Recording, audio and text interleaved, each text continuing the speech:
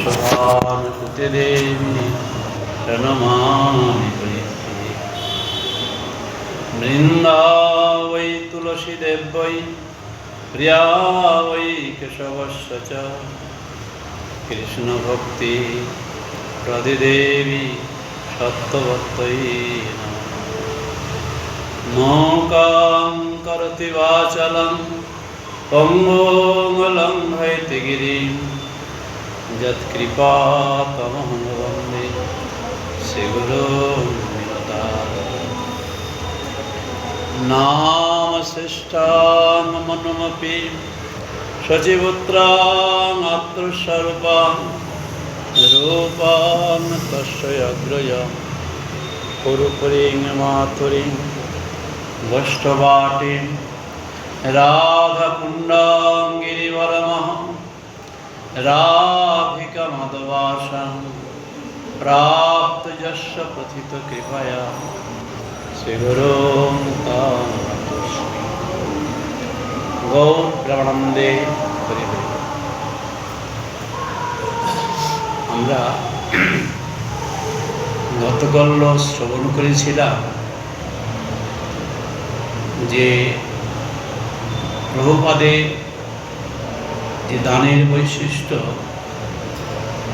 সেই দানের বৈশিষ্ট্য শ্রবণ করতে গিয়ে যে চৈতন্য মহাপ্রভু যে আবির্ভূত হয়েছিলেন নবদ্বীপ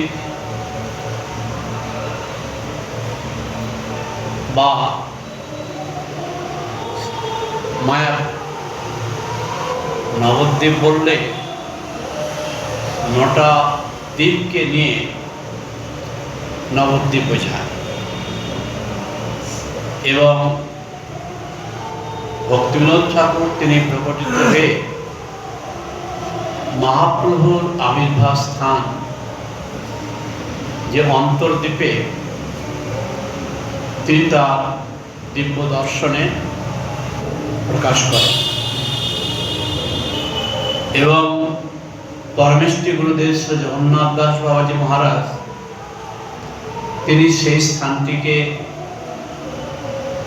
প্রকাশ করেন যে এই স্থানেই মহাপ্রভু আবির্ভূত হয়েছে এবং সেই স্থানে জগন্নাথ মিশ্রের সেবিত বিগ্রহ, যে বাসুদেব বিগ্রহ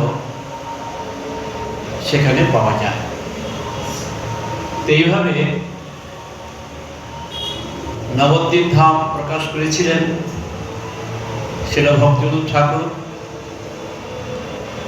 এছাড়াও 9টা যে দ্বীপ, পরপর যে 9টা দ্বীপ আছে, সেই 9টি দ্বীপ তিনি ক্রমান্বয়ে প্রকাশ করেছিলেন।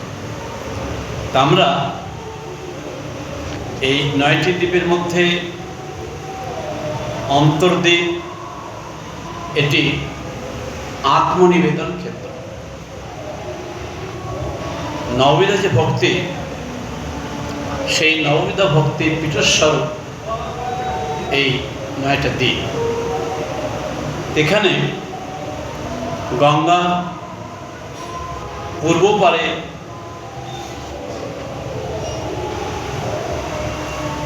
চারটি আর গঙ্গার পশ্চিম পারে 5টি এবং শাস্ত্র প্রমাণ অনুসারে যে অথর্ববেদ অন্তর্গত চৈতন্য উপনিষদে মানে বেদে ত্রিভুজ গৌর মানে ভগবান শ্রীকৃষ্ণই ত্রিভুজ গৌর রূপে নবদ্বীপে মায়াপুরে বারেগাম শচী সুলতান তিনি শচীপুত্র রূপে একবার অবতীর্ণ হন। এরকমভাবে সমস্ত শাস্ত্রের মধ্যে মহাপ্রভুর আবির্ভাব সম্বন্ধে বর্ণিত আছে। এখন বর্তমান সময়তে জাতি গোস্বামীগণ তারা এই নবদ্বীপেই বর্তমান যে টাউন কোলদ্বীপ, সেই কোলদ্বীপেই মহাপ্রভুর আবির্ভাব স্থান নির্ণয় করে সেখানে শিবা সম্মান, অদ্বৈত ভবন, জগন্নাথ মিশ্রের ভবন এই সমস্ত প্রকাশ করেছে। এখন এই জাতি গোস্বামীগণ তারা এই জায়গাটাকে, বা যারা তথাকথিত ব্যক্তি তাদের ব্যবসা চালাবার জন্যে এগুলো নির্ণয় করেছে। কিন্তু প্রাক্তন গ্রন্থের মধ্যে লেখা আছে যে পশ্চিমে যমুনা বয়ে পূর্বে গঙ্গা ভাগ। পশ্চিমে যমুনা প্রবাহিত, অর্থাৎ নবদ্বীপ শহর যে স্থানে কোলদ্বীপ, কোলদ্বীপ থেকে গঙ্গা যমুনা প্রবাহিত হয়েছে। আর পূর্ব দিকে হচ্ছে আপনার গঙ্গা প্রবাহিত। সেই জাহ্নবী তীরে বারেকাম সচি সত্যাম, অর্থাৎ এই জাহ্নবী তীরে এই অন্তর্দ্বীপে এখানেই মহাপ্রভুর আবির্ভাব স্থান। তার মধ্যে আমরা কালকে কতগুলো ধামের বিষয়, আমরা ধামের মধ্যে যেগুলো প্রকাশিত হয়েছে সেই প্রকাশিত বিষয়গুলো আমরা শ্রবণ করেছি। যেমন যোগপীঠে মহাপ্রভুর যে আবির্ভাব স্থান, সেই স্থানে ভক্তজন ঠাকুর তিনি জগন্নাথ মিশ্র, সচিমাতা এবং কোলেতে নেমাই সাহিত্য আছে বাচ্চা। তারপর তিনি প্রকাশ করেছেন গৌরহরি এবং ডান দিকে লক্ষ্মীপ্রিয়া, বাঁ দিকে বিষ্ণুপ্রিয়া। তারপর তিনি প্রকাশ করেছেন মহাভাবময় গৌরহরি এবং রাধা মাধব বিগ্রহ প্রকাশ করেছেন। তারপর তিনি পঞ্চতত্ত্ব প্রকাশ করেছেন এবং গোপীশ্বর শিব বা ক্ষেত্রপাল এই শিবোদয় প্রকাশ করেছে। আর গৌর গদাধর বিগ্রহ আর লক্ষ্মী নৃসিংহদেব এখানে প্রকাশ করেছে। তার কিছু দূরে বলরামদিঘি, সেখানে যেমন তিনি শ্রীবাসঙ্গন, সেখানে পঞ্চতত্ত্ব প্রকাশ করেছেন এবং রাধা মাধব প্রকাশ করেছেন। আর এই স্থানে যে রাসস্থলী এবং কীর্তন যে রাস হয়েছিল, সেই নরসিংহমূর্তিতে ওখানে যে বিঘ্ন বিনাশ করেছিলেন সেটি ওখানে প্রকাশিত আছে। তার অনধিদূরে অদ্বৈত ভবন, অদ্বৈত আচার্য প্রভু তিনি গৌর আরাধনা করছেন, আর গৌরহরি তিনি সেখানে প্রকটিত হয়েছেন। এই মূর্তিদ্বয় অদ্বৈত ভবনে আছে। তার অনতিদূরে ছিল গদাধর পণ্ডিত এবং শ্রী গৌরহরির বিগ্রহ। এটি হল গদাধর ভবন। এটির পরে আমরা গিয়েছি অনন্তদূরে শ্রী চৈতন্য মঠ, এবং সেটাকে বলা হয় অভিন্ন ব্রজপত্র। প্রভুপাদ সেই স্থানটিকে প্রকাশ করেছে এবং এই স্থানে মহাপ্রভু তিনি ব্রজভাবেতে বিভাবিত হয়ে অভিনয় করেছেন। এটি চন্দ্রশেখর ভবন বা চন্দ্রশেখর আচার্যের গৃহ। এই স্থানটিতে চৈতন্য মঠ বা অভিন্ন বীজবর্তন প্রকাশিত হয়েছে। এই স্থানে যে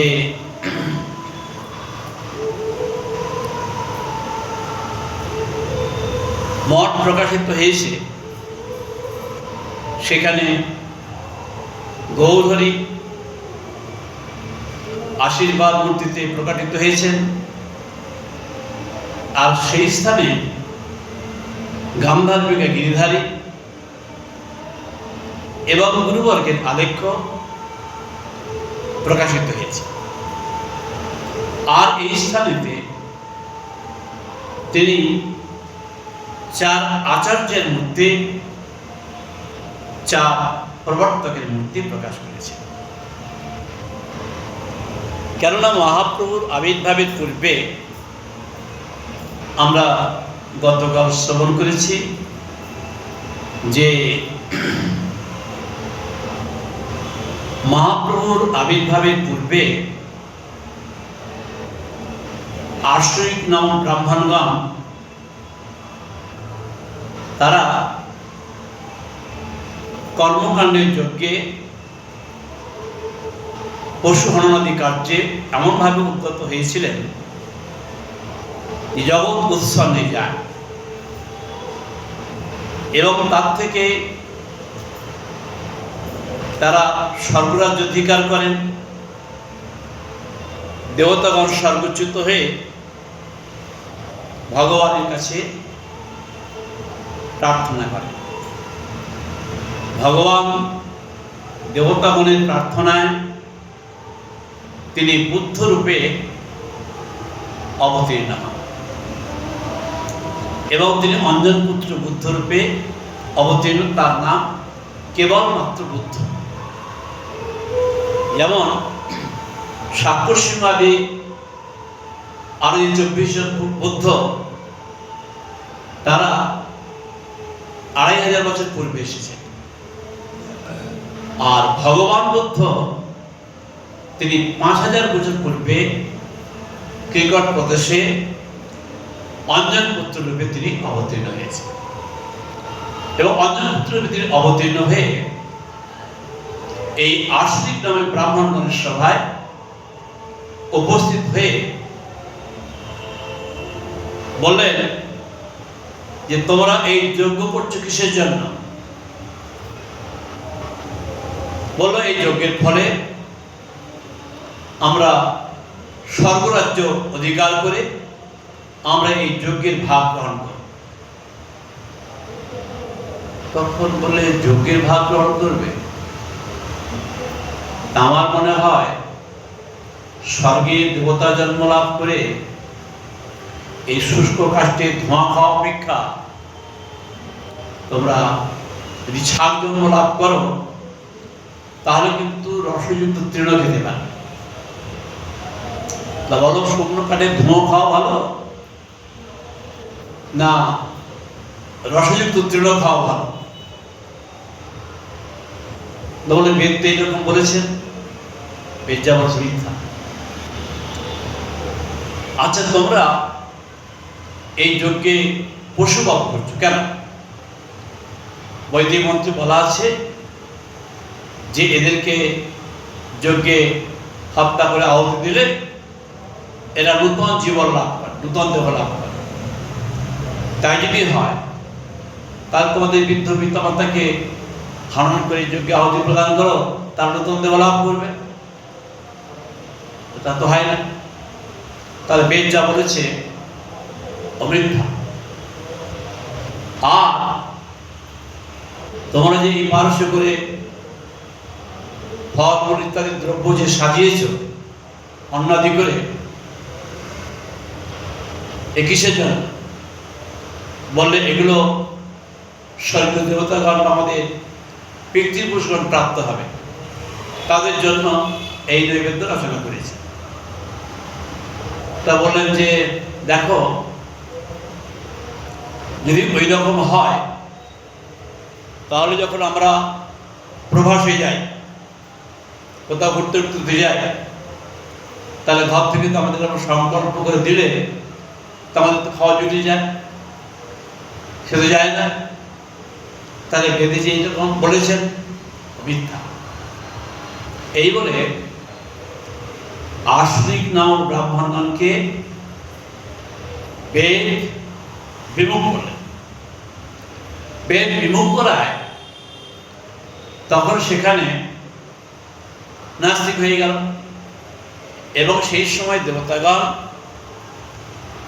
আসরিক নামক ব্রাহ্মণগণকে বধ করলেন। এইবারে বেদ নস্যাৎ হয়ে যাওয়ায় সেই বেদকে কিভাবে স্থাপনা করবে, তখন ভগবান সেই শঙ্করকে আদেশ করলেন যে তুমি যাও, গিয়ে পুনরায় যারা বেদকে আশ্রয় করে অসৎ উদ্দেশ্য থাকবে তাদের মহান করে, এবং যারা ভক্ত তারা যে বেদের প্রতিপাদ্য বিষয় অনুভব করতে পারবে, সেইভাবে তুমি পুনরায় বেদকে স্থাপনা করে মায়াবাদ প্রচার করো। এই আচার্য শঙ্কর তিনি বলছেন পার্বতীকে, মায়াবাদ অসৎশাস্ত্রম প্রচ্ছন্নম বৌদ্ধমুচ্যতে মমৈব বিহিতং দেবী কলৌ ব্রাহ্মণ মুক্তি না। মায়াবাদ অত্যন্ত অসৎ শাস্ত্র, এবং সেটি ভগবান বুদ্ধ তিনি প্রচার করেছেন, আর ভগবান আমাকে নির্দেশ করেছেন সেই মায়াবাদ প্রচার করবার জন্যে, এবং আমি সেইটি অত্যন্ত অসৎ হলেও ভগবান নির্দেশে আমার কার্য করতে হবে। এই জন্য মহাপ্রভু বললেন আচার্যের দোষ নাই, তেহ আজ্ঞাকারী দাস। তার ভাষ্য যেই শুনে তার হয় সর্বনাশ। এইভাবে মহাপ্রভু এইভাবে বলেছেন। তা এইভাবে শঙ্করাচার্য তিনি মায়াবাদ প্রচার করলেন। সেই মায়াবাদের মধ্যে কি বললেন, দেখো এই যে বেদের যে প্রতিপাদ্য বিষয়, এর মধ্যে 4টে মহাবাক্য আছে। কি? অহং ব্রহ্মাস্মি, প্রজ্ঞানং ব্রহ্ম, তত্ত্বমসি, সর্বং খলিদং ব্রহ্ম। এই 4টে মহাবাক্য। সেই বেদের প্রতিপাদ্য বিষয় ব্রহ্ম, তোমরাই ব্রহ্ম। অহং ব্রহ্মাস্মি, আমি ব্রহ্ম। তত্ত্বমসি, তুমি সেই ব্রহ্ম। এই যা দেখছ সব ব্রহ্ম, এবং প্রজ্ঞানং ব্রহ্ম। এইভাবে এই 4টে মহাবাক্য অবলম্বন করে তিনি এই বাদ প্রচার করলেন। অর্থাৎ যেটা বেদ মানত না, সেই বেদকে আচার্য শঙ্কর স্থাপনা করেন। এটা খুব কঠিন ব্যাপার, এটা সকলে পারবেন। তা ভগবান এই শঙ্করাচার্যকে দিয়ে এটি স্থাপনা করলেন। করবার পরে তিনি যে বেদের ভাষ্য করলেন, সেই ভাষ্যের নাম হচ্ছে কেবল অদ্বৈতবাদ। এই পর্যন্ত। এবং এই অদ্বৈতবাদের যে অদ্বৈত অবস্থাটা কি, সেটি আর তিনি ব্যক্ত করেননি। যারা আচার্যের অর্বাচীন শিষ্য,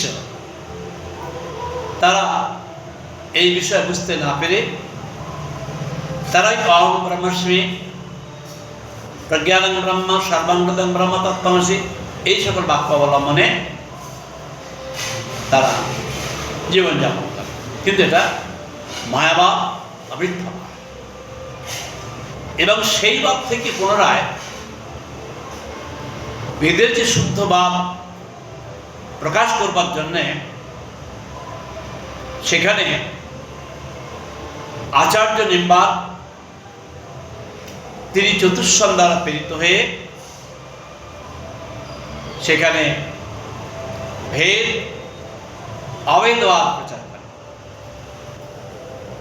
অর্থাৎ জীবেশ্বরের মধ্যে ভেদও আছে, অভেদও আছে, কিন্তু নিম্বাদ আচার্য ভেদাভেদটি সেটি চিন্ত ভেদাভেদ বা মানে চিন্তা করা যায়। যেমন ঈশ্বর বিভু চৈতন্য, জীব অনুচৈতন্য, চেতন তো এক, চেতন চেতন, এবং বিভু এবং অন এখানে ভেদ। এরকম কোন অংশে ভেদ আছে এবং কোন অংশে অভেদ আছে, এবং সেখানে এই ভেদ এবং অভেদ যে ভাব সেখানে অনন্ত হেতু জীব হচ্ছে সেবক আর বিভূত হেতু ভগবান সেব্য। এইভাবে তিনি এই ভেদাভেদ বা প্রচার করেছেন। এরপর আসছেন শিব, তিনি যে আচার্যকে প্রেরণ করেছিলেন তার নাম হচ্ছে বিশ্বস্বা। তিনি এসে প্রকাশ করলেন কি শুদ্ধ দ্বৈতবাদ, এবং দ্বৈত মানে ভেদ, আর শুদ্ধ অদ্বৈতবাদ, শুদ্ধ অদ্বৈতবাদ মানে শুদ্ধ অবস্থায় একত্র। সেখানে জীব এবং পরমেশ্বর শুদ্ধ অবস্থায় তারা জীব অনর্থমুক্ত, আর ভগবান তিনি তো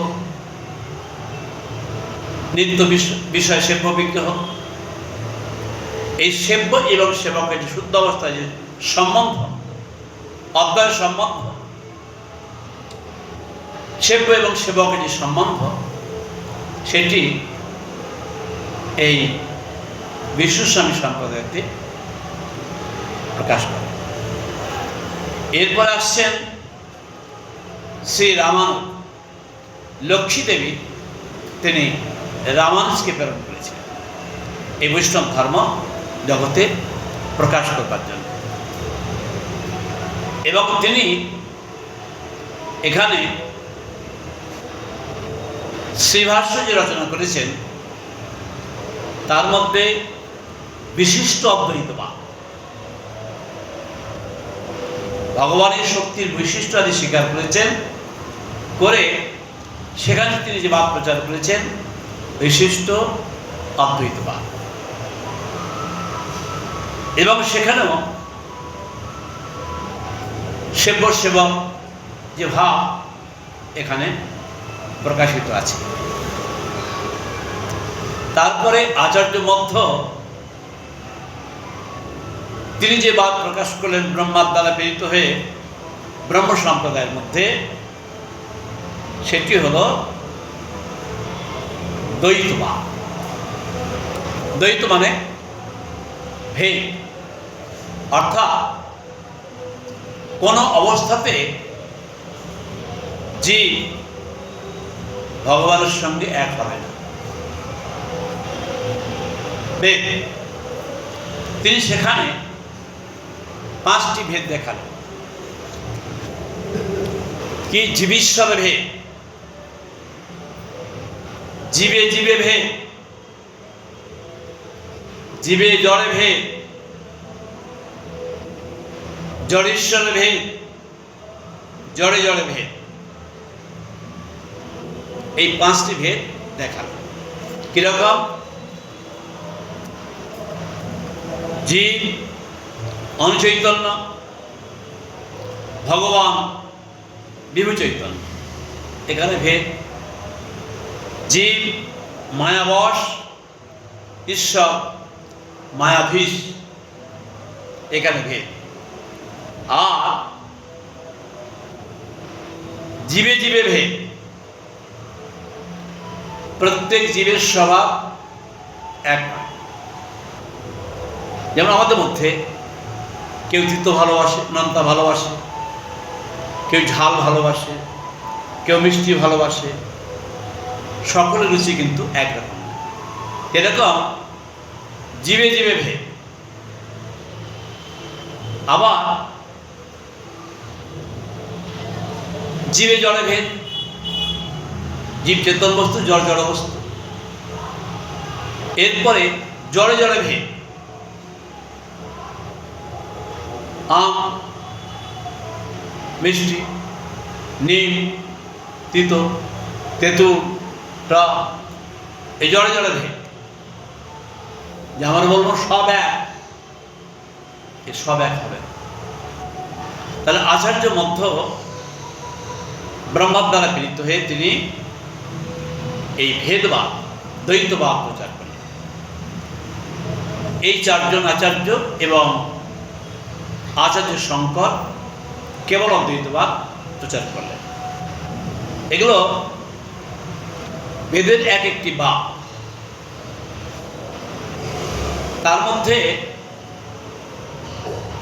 শঙ্করাচার্য প্রকাশিত বাদটি হচ্ছে মায়াবাদ, মানে এক ব্রহ্ম দ্বিতীয় নাস্তি, সব ব্রহ্ম, যা দেখছে সব ব্রহ্ম বলে। সেখানে কিন্তু কতগুলো যেমন বিষয় আছে। বলছেন যে এক ব্রহ্ম ছাড়া দ্বিতীয় কিছু নাই, কিন্তু আবার বলছেন পঞ্চভূতের ফাঁদে ব্রহ্ম পরীক্ষা। কারণ আবার এখানে একটা স্বীকার করুন। এই জন্য এখানে যে এক ব্রহ্ম দ্বিতীয় নাস্তি আরো সংরক্ষিত হয়, এবং সেটি আমরা ইদং জ্ঞানং উপাসিত শুদ্ধ আসক্তি, এই মন্ত্রের অর্থ আমরা শ্রবণ করেছি। এখানে এই দ্বৈতবাদ যখন আচার্য মধ্যাচার্য প্রকাশ করলেন, এরপরে যখন স্বয়ং ভগবান শ্রীকৃষ্ণ চৈতন্য দেব প্রকটিত হলেন, মানে এই চারজন শঙ্কর যে কেবল অদ্বৈতবাদ প্রকাশ করেছেন, সেই অদ্বৈতবাদ খণ্ডনপূর্বক এই চারটে হচ্ছে কি বৈষ্ণব ধর্মের স্তম্ভ। এই চারটে পিলার, এর মধ্যে এই বৈষ্ণব ধর্ম খাড়া হয়েছে। মহাপ্রভু যখন প্রকটিত হলেন, তিনি তখন কি করলেন? অচিন্ত ভেদাভেদবাদ, এই সমস্ত বাদকে একত্রিত করলে বেদে অচিন্ত ভেদাভেদবাদ হয়, যেটা আমরা চিন্তা করতে পারব না, তাকে বলা হয় অচিন্ত। যেমন ভগবান শ্রীকৃষ্ণ তিনি দামবন্ধন লীলা করলেন। দামবন্ধন লীলা, সেখানে দেখা যাচ্ছে যে ভগবান শ্রীকৃষ্ণ দধিমণ্ড ভগ্ন ভয়ে মা যশোদা তাড়া করে নিয়ে যাচ্ছেন, তিনি ভয়ভীত সন্ত্রস্ত হয়ে পালাচ্ছেন, এবং মাও পশ্চাৎ ধাবিত হয়ে গোপালকে ধরলেন। ধরার পর তিনি ভীত সন্ত্রস্ত হয়ে তিনি চক্ষুদ্বয় মার্জন করছেন, যে আমাকে মা তো নিশ্চয়ই আমাকে প্রহার করবে, আমাকে ভর্ৎসনা করবে ভয়েতে। এই যে ভগবানের ভয়ে সমগ্র বিশ্বভীত, সেই তিনি ভয়ে ভীত হয়ে পড়েছেন। তারপরে মা যখন তাকে বন্ধন করবে যখন চেষ্টা করলেন, গোপাল কিন্তু এই এক মূর্তি দিয়ে, বালগোপাল মূর্তি দিয়ে রয়েছে, কিন্তু যত দৌড়ে নিয়ে আসছে 2 আঙুল কম পড়েছে। আরে 2 আঙুল কম পড়েছে, 5 হাত দড়ি দিলে হয়ে ভেসে যাবে, কিন্তু 10 হাত দিলেও ওই 2 আঙুল কম পড়ছে। তাহলে এটা আমরা আমাদের কোন চিন্তাতে ওটাকে নিতে পারবো। এটা কি করে আঙুল দড়ি কম পড়েছে, 10টা দড়ি দিলেও সেই তো অল্প, এটা কি করে হয়? এই জন্যে এটা আমাদের চিন্তার মধ্যে আসবে, এটা অচিরে। ভগবান বৃন্দাবনে যে রাসস্থলীতে রাসলীলা করেছেন, সেই স্থানটি কত, যে রাসস্থলী সিংহার বর বা বংশীবর, সেই স্থানটি কতটুকু? আমাদের মনে হবে যে ওটা ধরুন 1 বিঘে জায়গা, মানে আমাদের জড়গালে পরিচিত, কিন্তু ওই স্থানে 100 কোটি গোপী পরিবৃত হয়ে যে রাস করেছেন, তাহলে ওই স্থানটুকুর মধ্যে 100 কোটি গোপী পরিবৃত হয়ে যে রাস করেছেন, আমাদের মন হিসাবে তো মাথা দিতে পারবো? ওই জন্যে এই অচিন্তন, এই চিন্তার মধ্যে আমরা নিতে পারবো না, অচিন্ত ব্যাপার।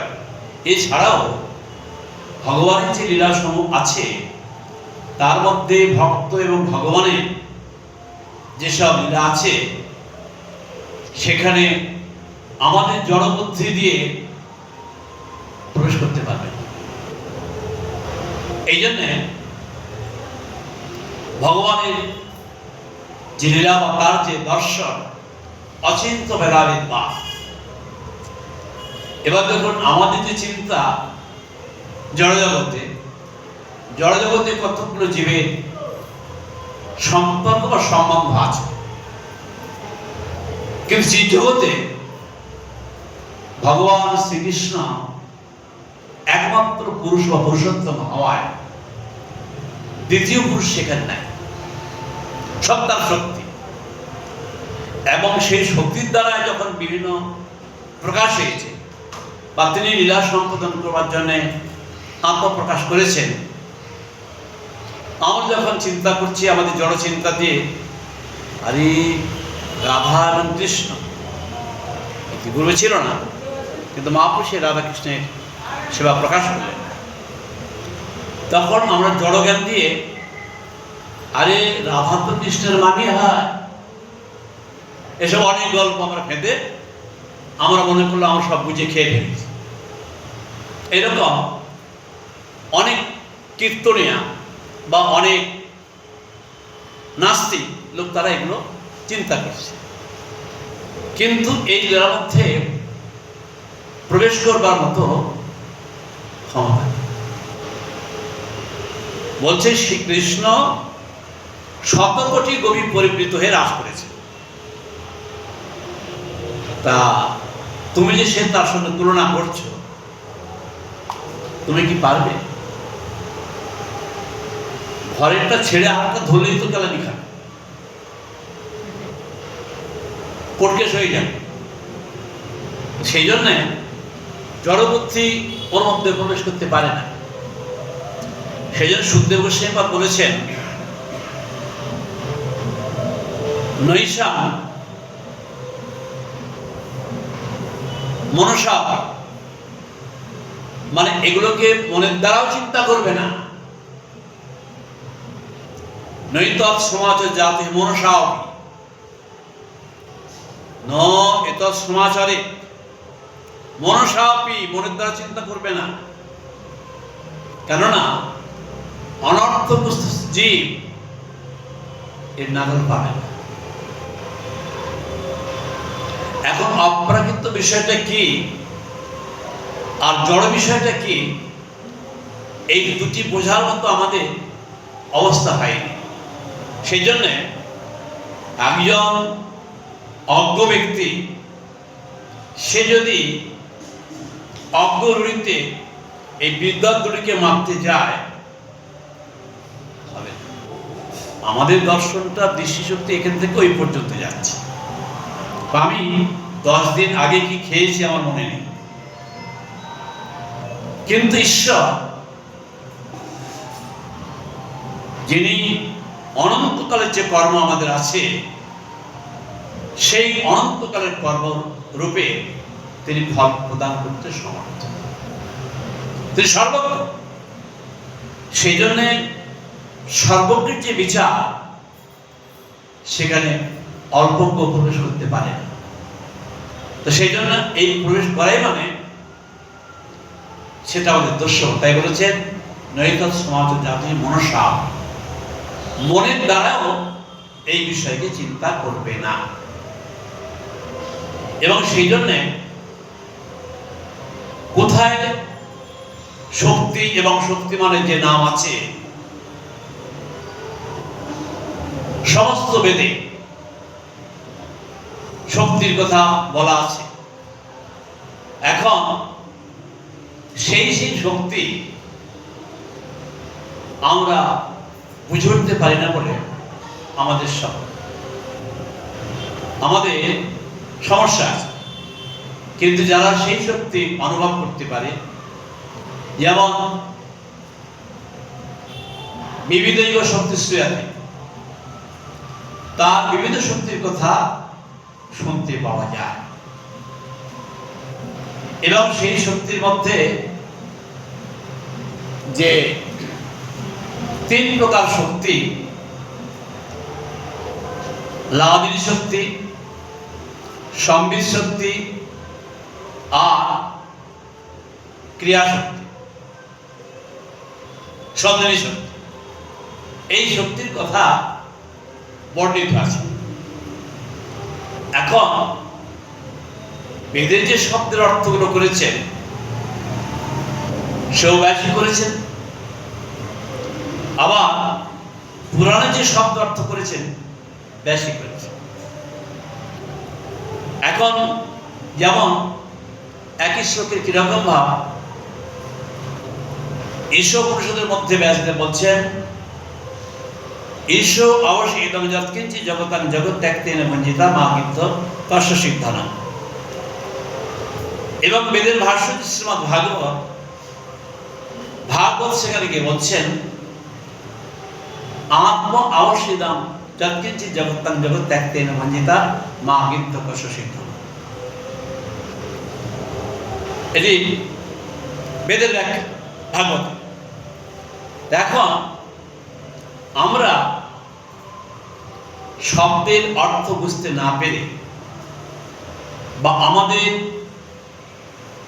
আক্ষরিক জ্ঞানে অনুভব করতে গিয়ে সেখানে পরাহত। কিরকম? চৈতন্য ভাগবতে বলেছেন মুগ্ধ সব অধ্যাপক, মুগ্ধ সব অধ্যাপক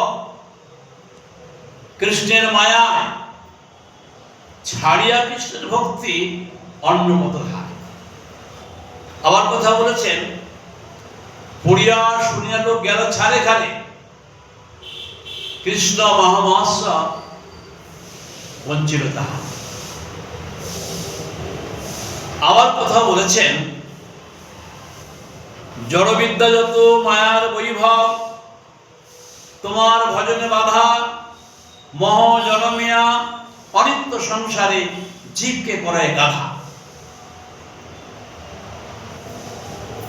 যারা জড়বিদ্যায় খুব সুনিপুণ, তারা কিন্তু পারমার্থিক বিদ্যায় কাছে সেখানে তারা হচ্ছেন গাধা।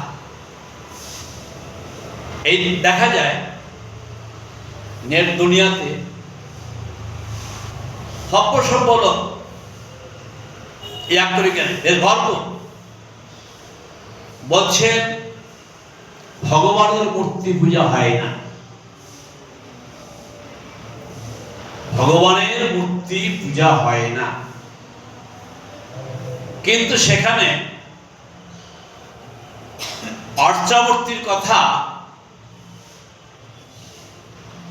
ভাগবতে বলা আছে, বেদে বলা আছে অর্চয়মেব হরেশ শ্রদ্ধা ইহতে নতদ ভক্তি জান্নেষু স্বভক্ত প্রাকৃত স্মৃতি। এছাড়াও 8 প্রকার যে অর্চামূর্তি পুজোর কথা বলা আছে,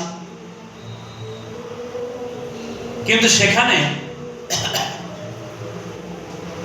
এদের দৃষ্টিগোচর হবে না। এই জন্যে শাস্ত্র দেখেও যদ্যপি গীতা ভাগবত পড়ে তথাপি ধর্ম নাহি নয়। গীতা ভাগবত পড়লেও ধর্ম নড়বে না, কেননা এরা যে একটা জায়গাতে আবদ্ধ হয়ে গিয়েছে এবং সেই জায়গা থেকে বেরোতে পারবে না। সেই জন্যে পূর্ব অবস্থার মধ্যে যেমন দেখা যায় স্বদর্শন, তারা কিন্তু সকলে অভিজ্ঞ, এবং যেমন পতঞ্জলি ঋষি, জৈমিনী ঋষি, গৌতম, কণা, বুদ্ধ, সকল বড় বড় পণ্ডিত নিজেদেরকে অভিজ্ঞ মনে করে তারা এক একটা মত প্রকাশ করেছে। সেখানে ব্যাসদেব তিনি প্রকটিত হয়ে তিনি উত্তর মীমাংসা করলেন। স্বদর্শন হইতে তত্ত্ব নাহি জানি, মহাজন যেই কয়ে সেই সত্য মানে। স্বদর্শন তার দ্বারা ঈশ্বর তত্ত্ব অনুভব করা যায় না, এবং সেটা যেমন কপিল বলেছেন ঈশ্বর অসিদ্ধে। এরকম ভাবে সকল দার্শনিকের মত একে অপরকে খণ্ডন করেছেন, স্বমত স্থাপনার্থ পরমতের খণ্ডন। পরম কারণ ঈশ্বর কেউ নাই, সকলে হচ্ছে প্রকৃতিবাদী। এখন আমরা যদি বলি প্রকৃতিবাদী, বেদের মধ্যে সেই প্রকৃতিবাদকেও খণ্ডন করেছে। প্রকৃতি মানে স্বভাব, যে এই লোকটা এই প্রকৃতি। যেমন কুম্ভের বা কলসের স্বভাব কি জল ভরা, কলসে আমরা জল ভরি, কিন্তু কলসি কি নিজে নিজে জল ভরতে পারে? এখানে প্রকৃতি কাজ করবে। এরকম ক্রমান্বয়েতে প্রকৃতি বলতে যেমন আমরা গতকাল শ্রবণ করেছিলাম, প্রকৃতি বা শক্তি, সেই শক্তি বা প্রকৃতি স্বতন্ত্র কার্যক্ষমতা নেই। প্রকৃতি বা শক্তি বলে পৃথক কোনো বস্তু বাজারে পাওয়া যায় না। এক বস্তুর শক্তি হয়, বস্তুর প্রকৃতি হয়। প্রকৃতি বলে কোনো বস্তু হয়, শক্তি বলে কোনো বস্তু হয়। এবং সেই শক্তি মানে অধীন তত্ত্ব। কিরকম না, আমার দৃষ্টি শক্তি, আমার শ্রবণ শক্তি, আমার ঘ্রাণ শক্তি, আমার বাক শক্তি, আমার কর্মশক্তি, এই শক্তি সমুদয় আমার। কাজেই আমার ইচ্ছা ব্যতি রেখে শক্তির কোনো স্বতন্ত্রতা নাই। আমি যদি মনে করি এই গ্রন্থটি পড়ব, তাহলে পড়তে পারি। আমি যদি মনে করি এই বাক্যটি আমি শুনবো, তাহলে শুনতে পারি। যদি আমি এই মনে করি এই গন্ধটি সুগন্ধ বা দুর্গন্ধ, আমি ঘ্রাণটা গ্রহণ করতে পারি। কিন্তু আমার ইচ্ছার বিরুদ্ধে এই ইন্দ্রিয়গুলো কোনো স্বতন্ত্র শক্তি নাই। এই জন্যে শক্তি বলে কোনো স্বতন্ত্র কিছু নাই। শক্তি মানে শক্তি।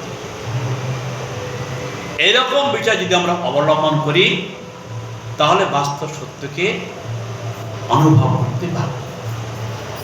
তো ব্যাসদেব তিনি যে সকল শাস্ত্র যে প্রণয়ন করেছেন সেই প্রণয়নের মধ্যে তিনি যে ঈশ্বরবাদী এবং ঈশ্বর ইচ্ছাতে এই সমস্ত কার্য যে হয়ে থাকে তার দর্শনের মধ্যে বর্ণন করেছেন এবং ব্যাসের সিদ্ধান্ত অনুসরণ করলে ব্যাসদেব হচ্ছেন ঈশ্বরের সপ্তবিশ অবতার পরম বিষ্ণু। এবং আরো বলেছেন ভ্রম প্রমাদ বিপ্পলিপ্সা কর্ণপাটব মহাজন বাক্যে নাহি দোষ। এই সব কারোর বঞ্চনা করার ইচ্ছাও থাকে না, তাদের ইন্দ্রিয়ের অপূর্ণতাও নেই, একে অন্য বুদ্ধি নেই, অন্যমনস্কতা নেই,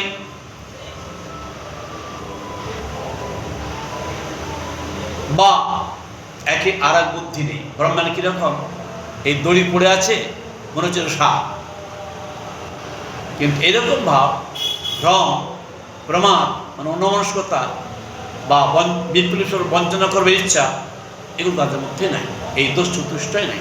এই জন্যে মহাজন বাক্যে এই দোষ নেই। এবং যারা মহাজন নয়, নিজেদেরকে মহাজন মনে করে, তাদের সেই বাক্যে বা তাদের সেই আচরণে তাদের সেই কার্যে এই দোষগুলি থাকবে।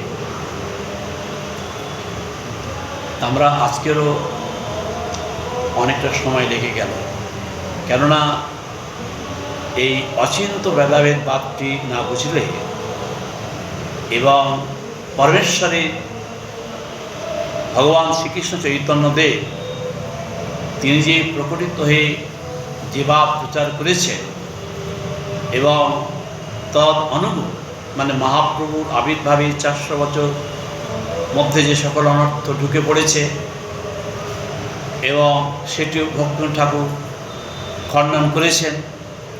আবার ভক্তি ঠাকুর এবং শ্রীল প্রভুপাদ অন্তর্ধানের সঙ্গে সঙ্গেই আবার বহু অনর্থ ঢুকে গিয়েছে, মানে প্রভুপাদের অন্তর্ধানের সঙ্গে সঙ্গে যারা তার সান্নিধ্যে ছিলেন এবং তিনি অন্তর্ধানের সঙ্গে সঙ্গে তার আদেশ বা তার যে নির্দেশ সেটা উল্লঙ্ঘনপূর্বক স্ব মত বৈচিত্র্য প্রকাশ করেছে, যার জন্য অনেকে অনেক প্রকার দৃষ্টান্ত দিলেও যে আজকে যদি ঝগড়াঝাটি না হতো তাহলে এতগুলো হানি হতো না, আবার এতগুলো হানি না হলে লোক খেত না, এগুলো আমাদের নিজেদের সাপোর্ট দেওয়া। বাস্তবে এক জায়গা থেকে যদি যেমন গোস্বামীগণ তারা তো একত্রিত মহাপ্রভুর আদেশে প্রচার করেছেন, তাতে সমস্যা কী হয়েছে? সমস্যা কিছু নেই, পরন্তু আরও বিস্তার লাভ করেছে। যখনই পাট হয়ে যাবে, যখনই মতভেদ হবে, এই যেমন আমরা দেখছি আজকে কেউ একাদশী করছে, কালকে কেউ করছে, আজকে কেউ চাতুর্মাস করছে, কাল পরে কেউ করছে। তার মানে কি শিক্ষাটার জায়গা বৈশিষ্ট্য মানে পৃথক হয়ে গেছে। শুধু যে মঠ পৃথক হয়েছে তা নয়, সিদ্ধান্তেরও গোলযোগ হয়ে গেছে। মানে প্রভুপাদের যে সিদ্ধান্ত সেই জায়গাটায় আমরা নেই। তিনি নরোত্তম ঠাকুরের ন্যায় রূপ রঘুনাথের কথা যেমন নরোত্তম ঠাকুর প্রচার করেছেন, সেই প্রচার বিষয়েতে বা সেই সিদ্ধান্তে আমাদের অনড় হয়ে থেকে সেই কথা কীর্তন করবার আজ্ঞা তিনি দিয়েছেন। কিন্তু আমরা সেই একটা লঙ্ঘনপূর্বক আমরা নিজেদের কিছু কিছু নাম বা কার্য আমরা করে নিয়েছি। সেই সময় এটাই ছিল গৌর যে শিখালো নাম সেই নাম দাও, আর সব ছড়া নাম দূরে ফেলে দাও। কিন্তু এখন ছড়া নাম ছড়া গানতে এর মধ্যে প্রবেশ করে ফেলেছে।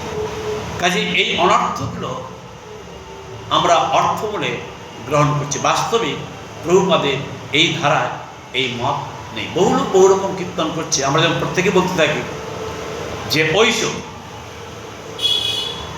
আমিও অসৎ হয়েও চোর হয়েও আমি বলছি ওই চোর। তাহলে কি হচ্ছে? লোককে বিভ্রান্ত করা যায়।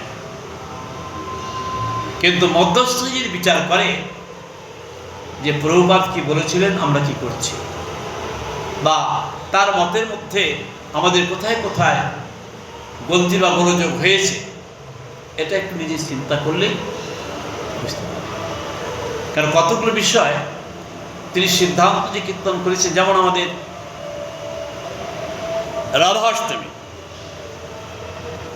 তার রাধাষ্টমী আমরা মধ্যাহ্নকাল পর্যন্ত থেকে তার অর্চন অভিষেক হয়ে গেলেই আমরা মহাপ্রসাদ গ্রহণ করি। এখন আবার কিছু কিছু ব্যক্তি তারা রাধাষ্টমীর উপোস করছে।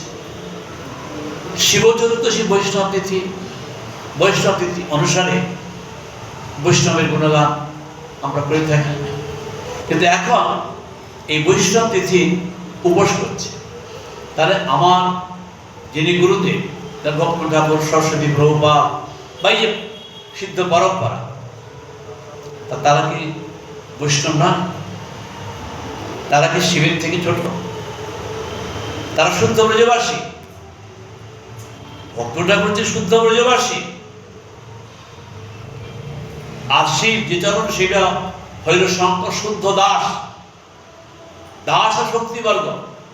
তা কাজেই আমাদের যে বিচার, পূর্বতন আচার্যগণ যে বিচার দিয়েছে, সেই বিচার আমরা অনুসরণ করি না। আমরা ওই স্মার্ত জাতি গোষ্ঠীর সিদ্ধান্ত আমরা গ্রহণ করেছি। সমস্যা এখানে হয়ে গিয়েছে। এবং কোনো কোনো জায়গায় যে শাস্ত্রের সিদ্ধান্ত দেখা যায়, যেটা গুণগত যে বিচার, সেটা কখনো বৈষ্ণব গ্রহণ করেন না। যেটা নির্গুণ বিচার, সেটি গ্রহণ। যেমন ভগবান গীতার মধ্যে বলেছেন, ত্রৈগুণ্য বিষয় বেদা নিস্তৈগুণ্য ভবার জন্য। হে অর্জুন, তুমি কিন্তু গুণাতীত বেদকে আশ্রয় করবে, গুণগত বেদকে আশ্রয় করবে।